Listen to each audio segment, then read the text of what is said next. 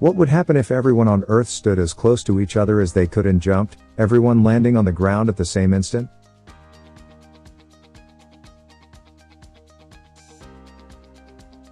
You're watching Ideastic Point. Let's find out.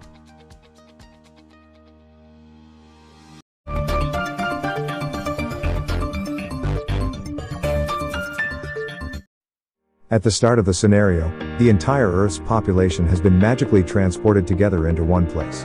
This crowd takes up an area the size of Rhode Island. But there's no reason to use the vague phrase an area the size of Rhode Island. This is our scenario. We can be specific. They're actually in Rhode Island. As discussed elsewhere, it doesn't really affect the planet. Earth outweighs us by a factor of over 10 trillion. On average, we humans can vertically jump maybe half a meter on a good day. Even if the Earth were rigid and responded instantly, it would be pushed down by less than an atom's width. Next, everyone falls back to the ground. Technically, this delivers a lot of energy into the Earth, but it's spread out over a large enough area that it doesn't do much more than leave footprints in a lot of gardens. A slight pulse of pressure spreads through the North American continental crust and dissipates with little effect. The sound of all those feet hitting the ground creates a loud, drawn-out roar lasting many seconds. Eventually, the air grows quiet. Seconds pass. Everyone looks around. There are a lot of uncomfortable glances. Someone coughs. A cell phone comes out of a pocket. Within seconds, the rest of the world's 5 billion phones follow. All of them, even those compatible with the region's towers, are displaying some version of no signal. The cell networks have all collapsed under the unprecedented load. Outside Rhode Island, abandoned machinery begins grinding to a halt. The T.F. Green Airport in Warwick, Rhode Island, handles a few thousand passengers a day. Assuming they got things organized, including sending out scouting missions to retrieve fuel, they could run at 500% capacity for years without making a dent in the crowd. The addition of all the nearby airports doesn't change the equation much.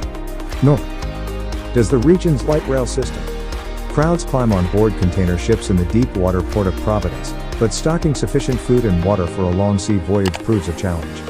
Rhode Island's 500,000 cars are commandeered. Moments later, I-195 and I-295 become the sites of the largest traffic jam in the history of the planet. Most of the cars are engulfed by the crowds, but a lucky few get out and begin wandering the abandoned road network. Some make it past New York or Boston before running out of fuel. Since the electricity is probably not on at this point, rather than find a working gas pump, it's easier to just abandon the car and steal a new one. Who can stop you? All the cops are in Rhode Island.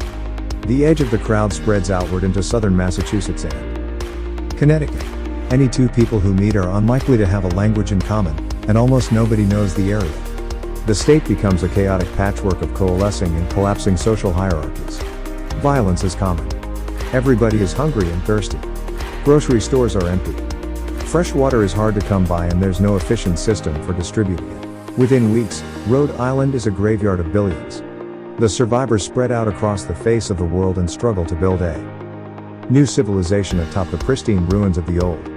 Our species staggers on, but our population has been greatly reduced.